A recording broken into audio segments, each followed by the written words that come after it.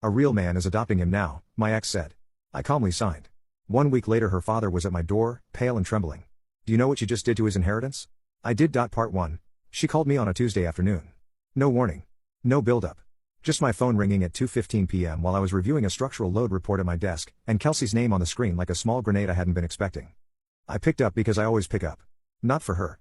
For my son. Marcus, I need you to sign something. No hello. No how are you. No acknowledgement that we hadn't spoken in 6 weeks outside of custody handoffs conducted in a Target parking lot with the emotional warmth of a prisoner exchange. Sign what? Relinquishment of parental rights. Brandon is going to adopt Eli. Brandon. The man Kelsey left me for 2 years ago. The man who moved into her apartment before my boxes were out of it. The man who drives a leased G-Wagon, sells medical devices, and has the personality of a motivational poster, all teeth, no depth. You want me to sign away my parental rights, I said. To our son. He's not really yours anymore, Marcus. Let's be honest. You see him 4 days a month. Brandon sees him every day. Brandon is raising him. Brandon takes him to school, picks him up, coaches his T-ball team. You show up on alternating weekends and take him to the park. That's not parenting. That's visiting. I let her finish. Not because she was right. Because I wanted to hear the whole shape of it before I responded. And Marcus, she paused. The kind of pause people take when they're about to drop the line they've been rehearsing. A real man is adopting him now. Just sign the papers and let Eli have a real family. A real man. A real family. I sat at my desk and looked at the framed photo of Eli on my bookshelf, 3 years old, chocolate ice cream on his chin, laughing so hard his eyes were closed. Taken on a Saturday afternoon at the park she just called visiting. Send me the papers, I said. Kelsey exhaled. Relieved. She'd expected a fight. She'd expected tears, arguments, begging. She'd expected the man she left, the quiet one, the steady one, the one she called boring and predictable and not ambitious enough when she was justifying walking out with a man whose ambition was a car payment. Really? She said. You'll sign? Send me the papers, Kelsey. She sent them that evening. A formal petition for voluntary relinquishment of parental rights, with a corresponding step-parent adoption application filed by Brandon Caldwell. I read every word. 22 pages. Legal language that, stripped of its formality, said one thing: you are no longer this child's father. I called my attorney, Paul, at 8 a.m. the next morning. She wants me to sign away my rights. Don't sign anything without. I'm going to sign it. Silence. 3 seconds. Marcus, are you sure? Once you relinquish, it's nearly impossible to reverse. You lose custody, visitation, decision-making authority, everything. Eli becomes legally Brandon's son. I understand. Then why? Because of Gerald. Paul paused. Gerald Whitmore? Your ex-father-in-law? Gerald Whitmore. Who is worth $14.2 million.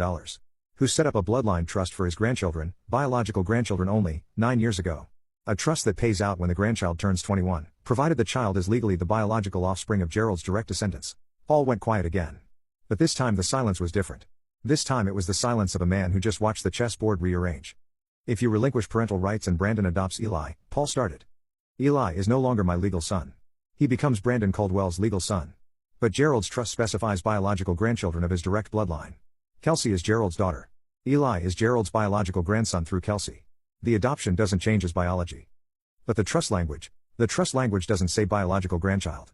It says a grandchild born of the bloodline who is legally the child of a direct descendant of Gerald Whitmore at the time of distribution. If Brandon adopts Eli, Eli is legally Brandon's child. Not mine. And Kelsey is no longer married to me, she's married to Brandon. Eli would be the legal child of Brandon Caldwell and Kelsey Caldwell. Not the legal child of any direct descendant spouse, because I'm out. But here's the key: the trust requires that the grandchild be legally the child of a direct descendant. Kelsey is the descendant, yes. But the trust distribution clause has a secondary condition: the child must be legally recognized under both biological and custodial parentage of the bloodline. The moment my rights are terminated and a non-bloodline party adopts, the custodial parentage shifts outside the Whitmore line. Marcus, who told you this? Gerald's estate attorney. A man named Arthur Yates. I called him 14 months ago when Kelsey first mentioned Brandon wanting to adopt. Arthur walked me through the trust language line by line. He said if my rights are terminated and a step-parent adoption goes through, the trust's custodial parentage requirement fails. Eli becomes ineligible for distribution. How much is the trust payout? $2.1 million. Per grandchild. At age 21. Paul let out a breath. $2.1 million. $2.1 million that Kelsey thinks Eli is going to get regardless. Because Kelsey has never read the trust document. Because Gerald never showed it to her. Because Gerald assumed no one would ever be stupid enough to remove a biological father from the legal picture and replace him with a medical device salesman who leases a G-Wagon. Does Gerald know about the adoption? Not yet. Kelsey hasn't told him. She's planning to surprise him after it's finalized. She told her sister it would be a nice family announcement. Paul was quiet for a long time. Then, you're going to sign. I'm going to sign. And then I'm going to wait. How long? About a week. I signed the papers on a Thursday. Clean signature. No hesitation. Kelsey's attorney filed the petition the next morning. The court processed it in 6 business days, faster than average, because there was no contest. Both parties consenting. No disputes. On day 7, my doorbell rang. I opened it. Gerald Whitmore was standing on my porch. 71 years old. Tall. Silver hair. The kind of man who built a plumbing supply empire with his hands and never let anyone forget that every dollar he had came from pipe fittings and early mornings. He was pale. His hand was shaking. Not from age, from something else. Something closer to the way a man's hand shakes when he's just read a document that tells him his family has made a mistake that can't be undone. "Marcus," he said. "Do you know what you just did to his inheritance?" I held the door open. "Come inside, Gerald. I'll put on some coffee."